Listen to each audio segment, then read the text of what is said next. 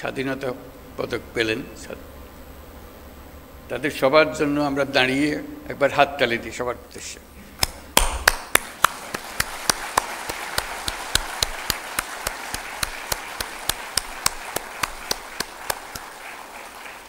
ধন্যবাদ।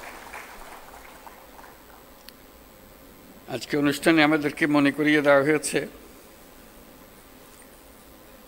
যে মরণোত্তর পুরস্কার দেওয়ার চাইতে জীবদ্দশায় পুরস্কারটা পেলে যে আনন্দ দেশের জন্য এবং পরিবারের জন্য, ব্যক্তির জন্য, তা মরণোত্তর পুরস্কারে পাওয়া যায় না। যাকে আমরা সম্মান দেখাচ্ছি তিনি আমাদের সঙ্গে নেই। আমরা যেন আগামীতে এটা একটা নিয়ম করতে পারি যে যাদের মরণোত্তর দেওয়ার তাদের পালা শেষ করে দিয়ে পর থেকে শুধু জীবিত অবস্থায় যারা আছেন তাদেরকে আমরা পুরস্কার দিই, তাদের প্রতি সম্মানটা আমরা দিই।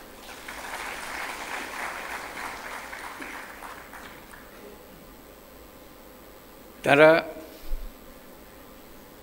আমাদের জাতিকে এক মহান উচ্চতায় নিয়ে গেছে। পুরস্কার দিয়ে আমরা শুধু তাদেরকে সম্মানিত করছি না, আমরা বরং জাতি হিসেবে নিজেদের সম্মান তাদের মাধ্যমে পাচ্ছি। তারা প্রত্যেকেই আন্তর্জাতিক ক্ষেত্রে বহুল পরিচিত। তারা সারা জাতির জন্য অনেক কিছু দিয়ে গেছেন। তাদের কথা, তাদের জীবদ্দশায় আমরা স্মরণ করতে না পারলে আমরা একটা অকৃতজ্ঞ জাতি হিসেবে চিহ্নিত হয়ে যাব। আমরা চাই যাদেরকে আমরা এই সম্মান দিতে চাই যথাসময়ে সেটা যেন আমরা দেই। উপস্থিত সুধীবৃন্দ, সবাইকে আমার শুভেচ্ছা এবং সালাম জানাচ্ছি। আসসালামু আলাইকুম। আজ 25শে মার্চ মানব সভ্যতার ইতিহাসে কলঙ্কিত এক হত্যাযজ্ঞের দিন। 1971 সালের আজকের রাতে পাক হানাদার বাহিনী নিরস্ত্র ঘুমন্ত বাঙালির উপর নির্মমভাবে গুলি চালিয়ে হাজারো মানুষকে হত্যা করে। 25শে মার্চ থেকেই এদেশের মানুষ সশস্ত্র প্রতিবাদে জেগে উঠেছিল।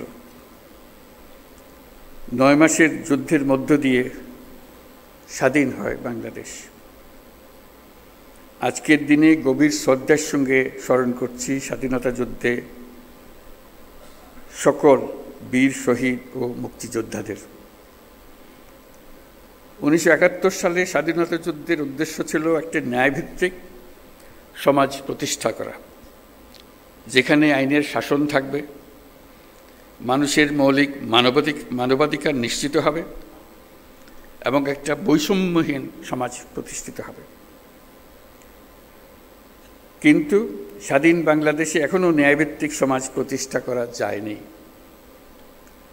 দীর্ঘদিন ধরে এই দেশের মানুষকে তাদের ভোটাধিকার থেকে বঞ্চিত করা হয়েছে। দুর্নীতি, লুটপাট ও খুনের রাজত্ব চালিয়ে দেশে একটি ফ্যাসিবাদী সরকার ব্যবস্থা কায়েম করা হয়েছে। আজকের দিনে আমি শ্রদ্ধার সঙ্গে স্মরণ করছি জুলাই গণ অভ্যুত্থানের শহীদ ও আহতদের। তাদের আত্মত্যাগের কারণে আমরা একটা নতুন বাংলাদেশ গড়ার স্বপ্ন দেখার সুযোগ পেয়েছি। এই সুযোগ আমরা কোনো ক্রমেই বৃথা হতে দেব না। সুধীবৃন্দ, কৃতিত্বপূর্ণ অবদানের জন্য এই বছর অন্তর্বর্তী সরকার 6 জন বিশিষ্ট নাগরিককে মরণোত্তর স্বাধীনতা পুরস্কারে ভূষিত করেছে। তারা সবাই বাংলার সূর্য সন্তান। অধ্যাপক জামাল নজরুল ইসলাম একজন বিশ্ববরেণ্য বিজ্ঞানী। পৃথিবীর নামকরা সব বিজ্ঞানীরা তাকে চেনেন। তিনি সবসময় প্রকৃতি ও মানুষের কল্যাণে নিয়োজিত ছিলেন। আল মাহমুদ আধুনিক বাংলা সাহিত্যের অন্যতম উজ্জ্বল কবি। তার কবিতা বহু কবি, লেখক, পাঠককে অনুপ্রাণিত করেছে। বিশ্বের শীর্ষস্থানীয় বেসরকারি উন্নয়ন সংস্থা ব্র্যাকের প্রতিষ্ঠাতা স্যার ফজলে হোসেন আবেদ 1971 সালে বাংলাদেশের স্বাধীনতা যুদ্ধের সময় ও পরবর্তী সময়ে তিনি বাংলাদেশ গড়ার কাজে নিয়োজিত ছিলেন। লন্ডনের ফ্ল্যাট বিক্রির টাকা দিয়ে তিনি ব্র্যাক গড়েছিলেন। প্রান্তিক গরিব মানুষের জীবনমান উন্নয়ন সহ বহুমুখী কাজে ব্র্যাক এখনও গুরুত্বপূর্ণ ভূমিকা রেখে চলেছে। লেখক ও বুদ্ধিজীবী বদরুদ্দিন ওমরকে রাষ্ট্রীয় সম্মাননা জানাতে পেরে আমরা আনন্দিত ও সম্মানিত। তার সম্মাননা স্মারক আমাদের পরের প্রজন্মের জন্য অনুপ্রেরণা হিসেবে জাতীয় জাদুঘরে সংরক্ষিত থাকবে। বাংলার সঙ্গীত ও আর্টের দুই উজ্জ্বল নক্ষত্র আজম খান ও নবের আহমদ। পূর্ব বাংলায় নবেরার হাতেই প্রথম ভাস্কর্যের উদ্বোধন হয়। তিনি আধুনিক ভাস্কর্যের পথিকৃৎ। আর বাংলা পপ গানের সম্রাট আজম খান মহান মুক্তিযুদ্ধে গান গেয়ে এদেশের তরুণদের অনুপ্রেরণা জুগিয়েছেন। তিনি সমাজের বঞ্চিত মানুষের জন্য গান করেছেন। আজম খান এদেশের হাজারো তরুণ সঙ্গীত শিল্পীর আইকন। যে জেনজি প্রজন্ম জুলাই গণঅভ্যুত্থানে নেতৃত্ব দিয়েছে, তাদের অনুপ্রেরণার নাম বুয়েট শিক্ষার্থী আবরার ফাহাদ।